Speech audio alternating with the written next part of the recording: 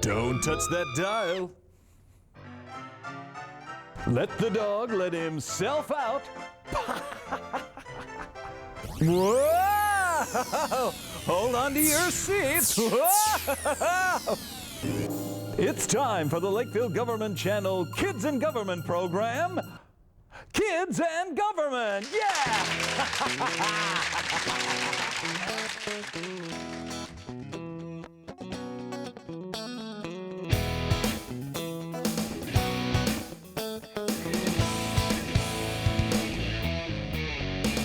On today's show, join Karate Cat as he discovers the secrets of rip-rapping.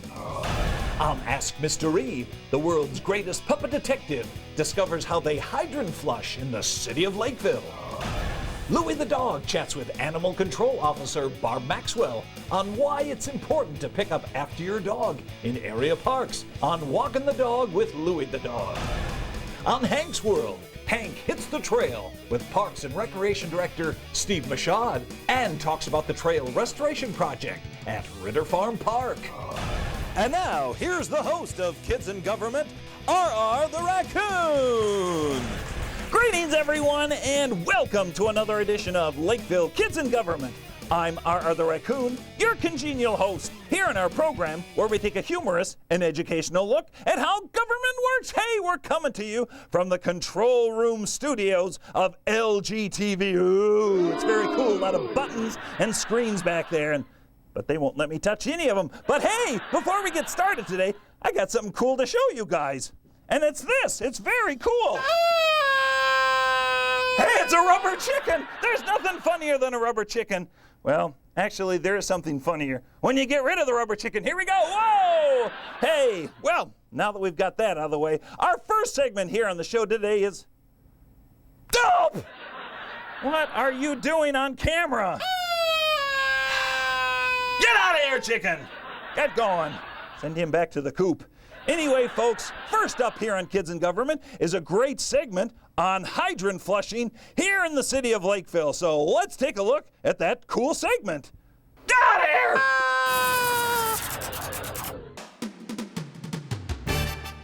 From the Lakeville Government Channel 16 studios in downtown Lakeville, this is Ask Mr. E with, what's his name again? Oh yeah, cue music with Mr. E.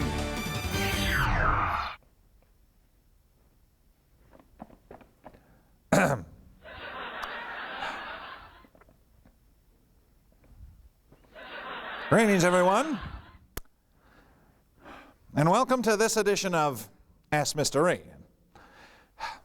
As you know, every edition of Ask Mr. E is written, produced, directed, starred, and flapjacked by me, Mr. E.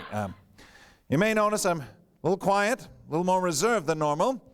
Well, it's because today, don't know why we're doing this, but we're talking about flushing. Man, I don't know how my producer talked me into this, but we're talking about flushing, and well, you know, I'm not really sure how we're going to get into it, but we're definitely talking about flushing today. Well, anyway, what's that? We're not talking about flushing? Well, you said we were talking about flushing. Well, what are we talking about then? Hydrant flushing? Oh my goodness, we weren't even close. You know, I'm very glad we aren't going to be talking about flushing because I was a little confused. Now my eye, what's my eye doing? Look at it, it's moved. Do you see that, Tim? It's literally moved. Never mind all that, producer. Let's just get right to today's letter.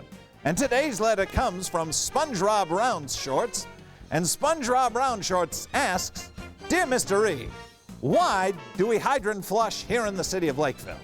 Well, that's a great question, SpongeBob Roundshorts. And it just so happens that I, Mr. E, do have some connections here in the city. So let's find out what and why we do hydrant flushing here in the city of Lakeville. This way. I decided to give my good friend, Joe the Monster, a call. Joe works in the street department for the city of Lakeville. I told him about my problem, Joe explained that the city flushes hydrants to get rid of mineral deposits and to make sure that they are in proper working order. I then asked him if I could see a hydrant being flushed, and to my surprise, he said, I can help you with that. He directed me to go to a neighborhood close to North Park. Another street department employee arrived, and I sat back and enjoyed the show.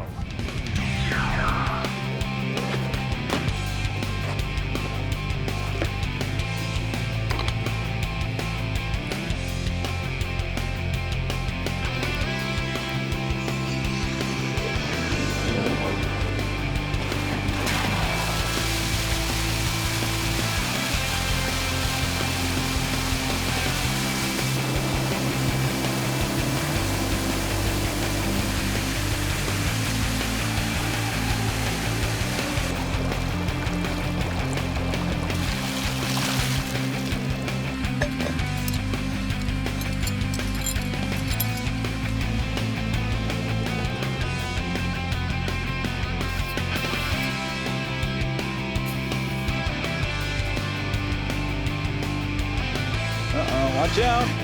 She's gonna blow! Run away!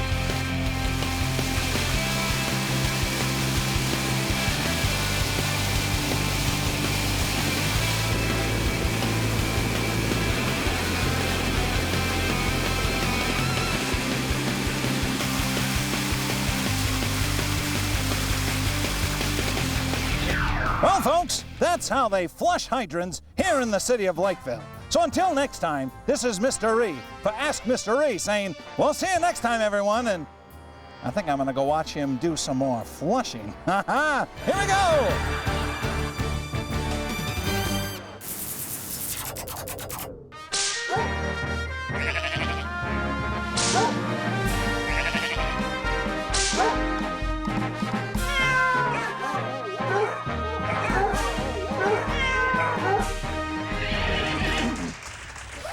Hey, everyone! It's I, Louie the dog, here for another episode of Walking the Dog with Louie the dog.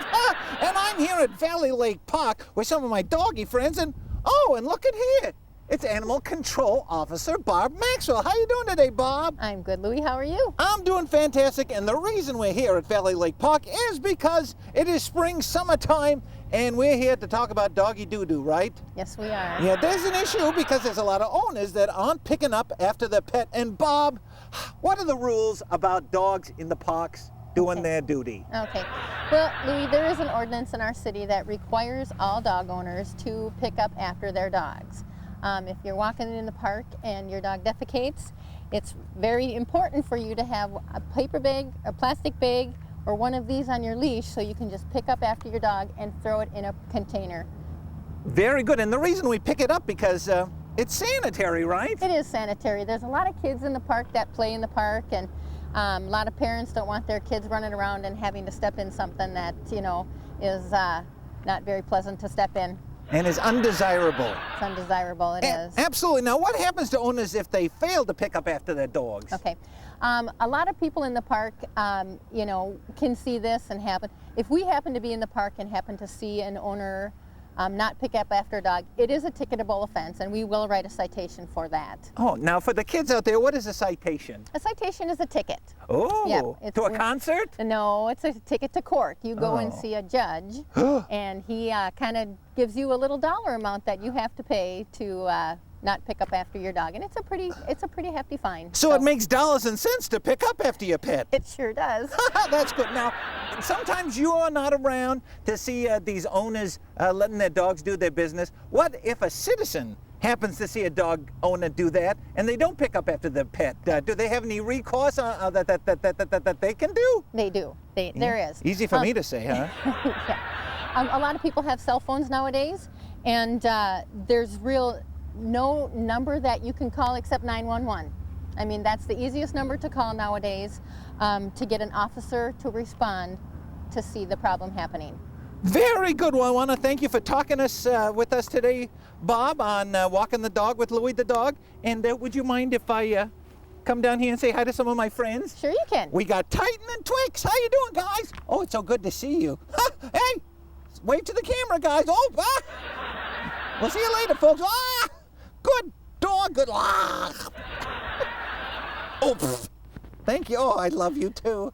Oh, I love you. I love you. I love you.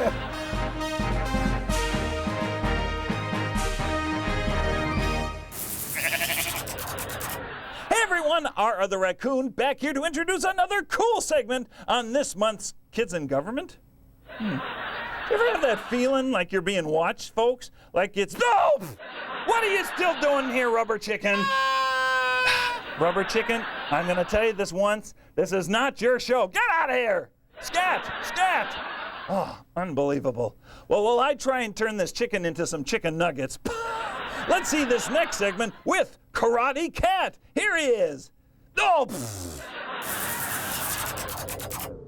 Hello, everyone. It is Karate Cat. Hi-ya! Oh, that's right. Just so you know, I am the only black belt cat that lives on Holyoke. Oh, and that's right, I have the skill, the ability, and the strength to fend off any villain.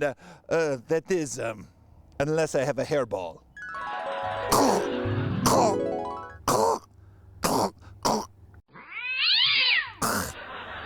Much better. Oh, today I will bring my cat cunning to discuss something called a rip-rap.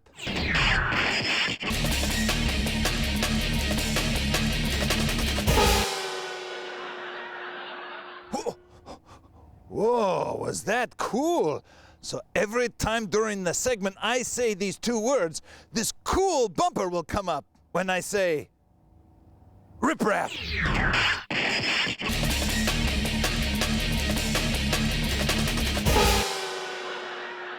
Oh, well, let's now head out to Orchard Lake to find out how our street department does rip-rap.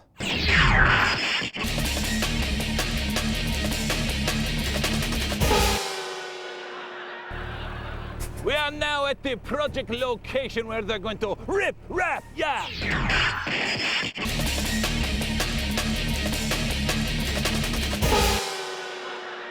And joining me is Bob. How are you doing today, Bob? I'm doing real good.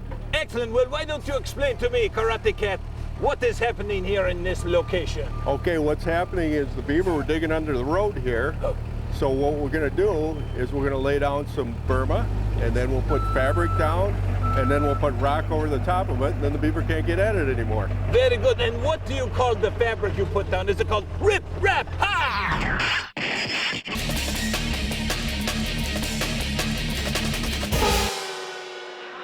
Yes, hopefully the beaver won't dig it out and undermine the road. The problem was the road was sinking in on us, so we had to do this. Oh, that is not good. No, it wasn't good at all. We had big holes. Well, thank you for your time. Let's go back to see what they are doing. Thank you, Bob. You're welcome.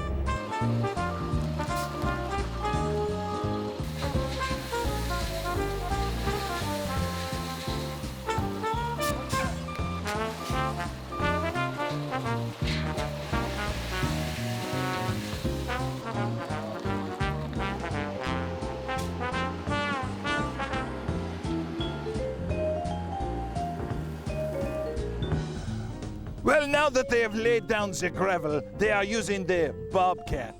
And of course, I love the bobcat. They are using the bobcat to compress the gravel so it's a nice, hard surface. And then, after that, what they are going to do is use the rip-rap.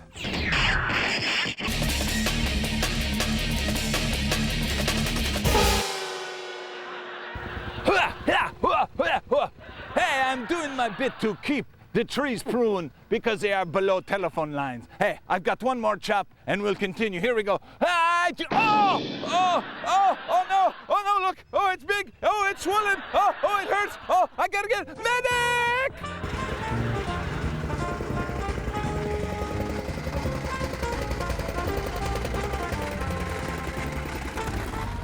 And here we are, with some of the material laying on the ground here. So, they laid down the gravel, then they laid down this material that's like filled, and now they have the big dump truck filled with boulders that they're going to dump to create a cool seal. So, let's see how they do the rip-rap.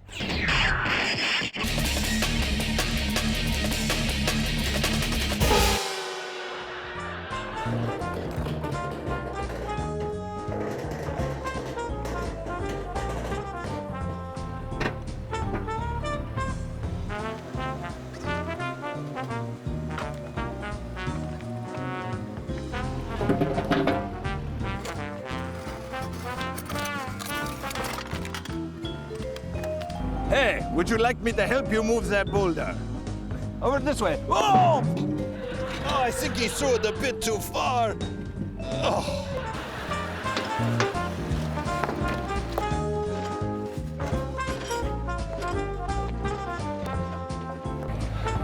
So, as you see behind me, this is what the completed project will look like. You'll have stones here down by the waterway, and it'll go all the way up to the road, and this will protect the area by the beach and the roadway from getting attacked by those pesky beavers. Hey, if this guy, Karate Cat, who is I, see that pesky beaver, I'll give him a little chop. I gave it a chop. Oh, I hit the legs. Oh, I got all swollen again. Oh, I got to get out of here. Oh, that's how you do rip rap.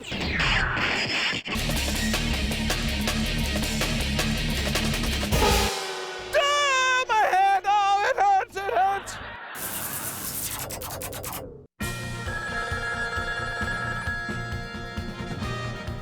Yes, this is Hank the Hog. Oh, yes, Commissioner. Sounds good. I'll get right on it.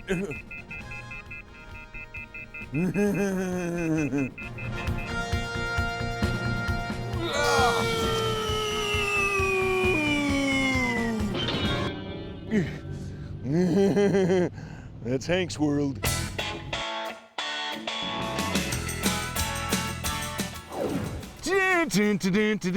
Here we are at Ritter Farm Park. Oh, so, hey everyone, it is I, Hank the Hog, and we're going to Ritter Farm Park to find out all about how they've renovated the hiking trails with Park and Rec Director Steve Michaud. So, Steve's in there, so I'm gonna head out. Here we go!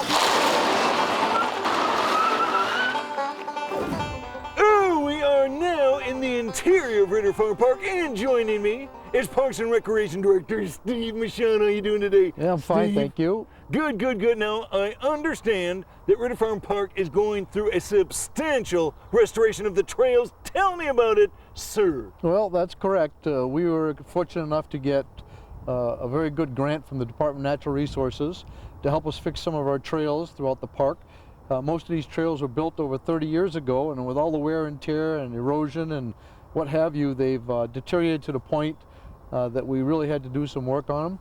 And we started last year and did a lot of the ski trails and a lot of the snowmobile trails, and we're on the tail end of finishing some areas in the park this year now. Very good. Now we look over here to our right, and I notice, I'm guessing this trail has not been restored yet. This part has not been restored, but as you can see, it's worn out a little bit, but it's tilted to the left, and so you're kind of walking on a slant, or our grooming equipment when we're grooming snowmobile trails and ski trails. If the ground is slanted, the equipment slides off to the downward side, and that makes it difficult. Ends up with a poor trail. But now when we bench cut this area, make it flat, the equipment works great. We did that in a lot of areas this summer. I mean, this past winter, and the equipment worked perfect. We had lots of snow, and the trails were beautiful. Excellent. Now we have an example here, obviously, of an unrestored trail.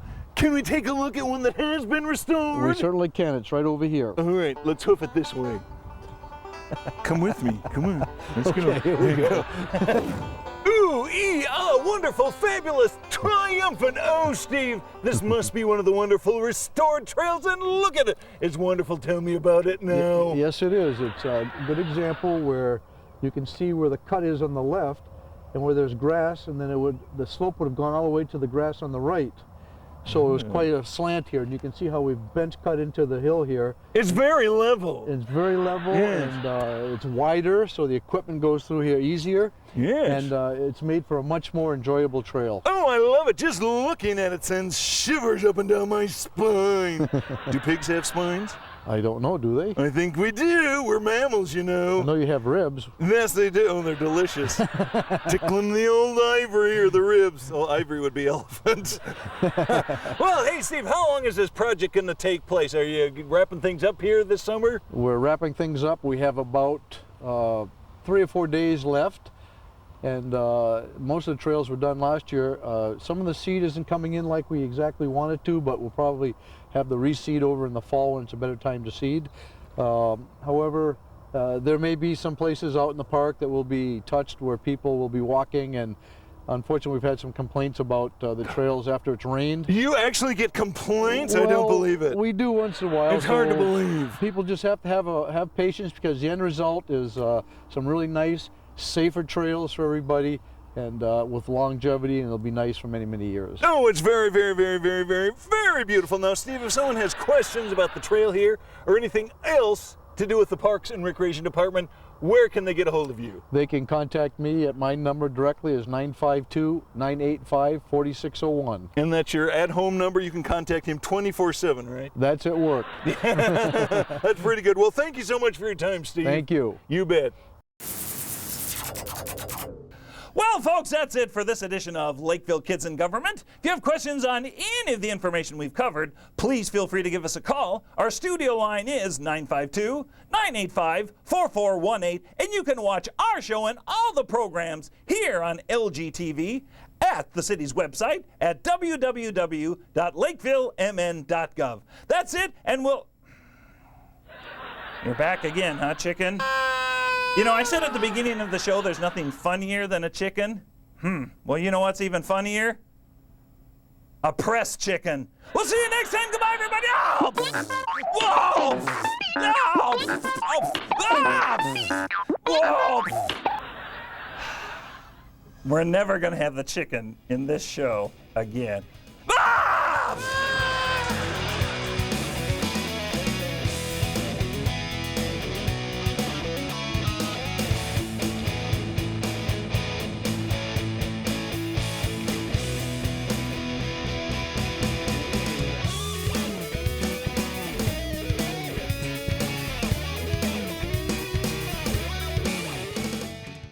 Hey, I'm a dog singing the doggy-doo blues. Dogs must be leashed when out of their own yards. If you're walking a dog, clean up if it leaves a gift. Take the poo and put it in a bag. Throw it out, dispose of the stuff in a sanitary way. Throw it out. If you do this, you'll keep our parks and nature clean. Be a responsible pet owner and clean up after your dog. I know I would.